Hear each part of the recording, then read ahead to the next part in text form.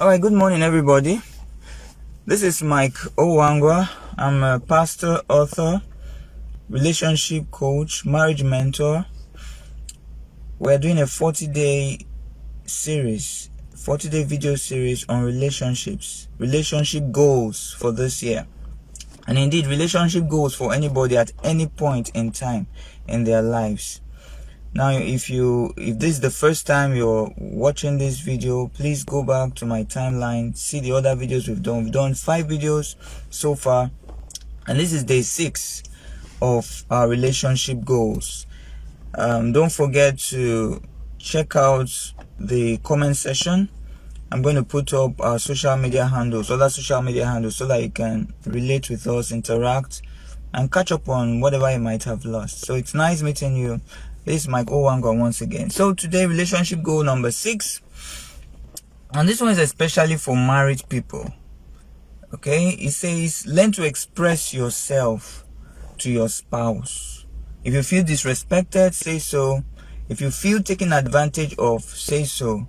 Self-expression is no crime. Just do it nicely. Alright, so now this is very, very key. We find that most times in relationships, people bottle up a lot of things. People bottle up negative energy. So your spouse has hurt you, you don't talk about it, you keep it in. And then these things, they begin to fester over time. They begin to grow. Okay, until they get into dangerous proportions. So sometimes you find yourself reacting in certain ways and you don't even know how it came about. It's usually an accumulation. Maybe you didn't speak up when you needed to speak up, and then the thing grew into something else.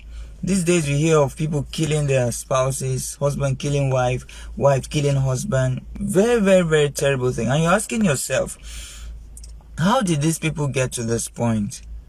Two people who were madly in love sometime in the beginning. Then after a couple of months or a couple of years down the line, one is killing the other or harming the other. So self-expression is very, very key.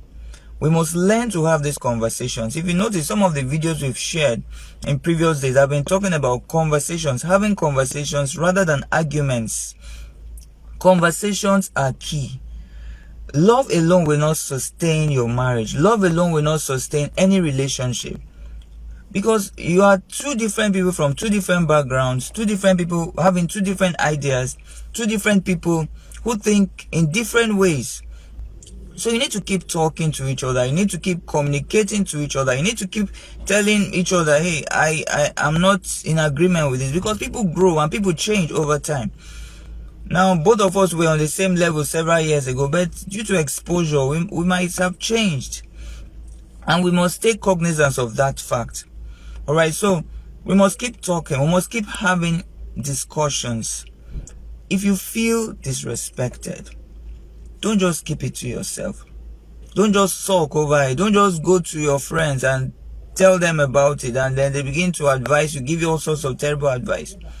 Because you might be lucky to meet the right person for advice, and most people are unlucky. They meet the wrong people. If you feel disrespected, please just say so. Talk to the person, talk to your spouse and say, do it nicely. I'm not saying you should go and shout and start throwing things. I feel that this is the way you make me, this is the way you treat me, and it's not okay. Now, note that how you express it is also very, very important. Some people come accusing, they come fighting. It's not a confrontation. It's a discussion. It's a conversation. So maybe rather than say, this is what you're always doing. You're always wicked. You're a wicked man. You're always selfish. Maybe rather than that, you might come out and say, honey, the way you do this thing, this is how you make me feel. You make me feel like I'm taken advantage of. I'm being taken advantage of. You make me feel like you're selfish. Now, it might not be, but this is how I feel. I'm telling you how it is from my perspective. I'm not accusing you. I'm not saying you are wicked. I'm not saying you are evil. I'm not saying you are a liar. No. But when you say these things, this is the impression that you give me.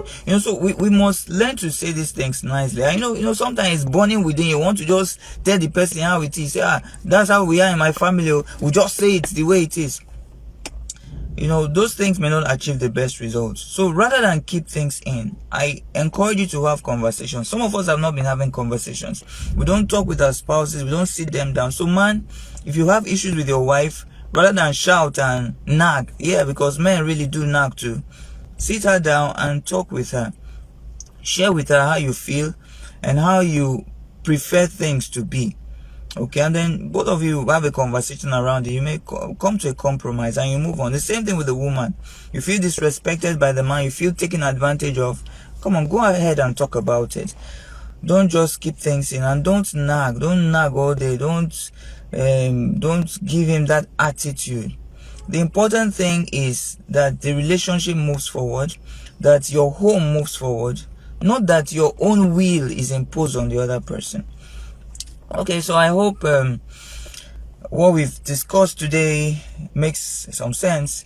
So I'd like you to engage. I want to hear your comments. I want to hear your reactions. Do you have real life examples, real life cases, situations, scenarios, whatever it is? You may want to engage with us. And don't forget to check us up and keep following. We'll be doing this video for the next several days. This is day 6 and we still have 34 days to go. I hope to see you in coming days. Have a lovely, lovely, lovely week ahead. God bless you.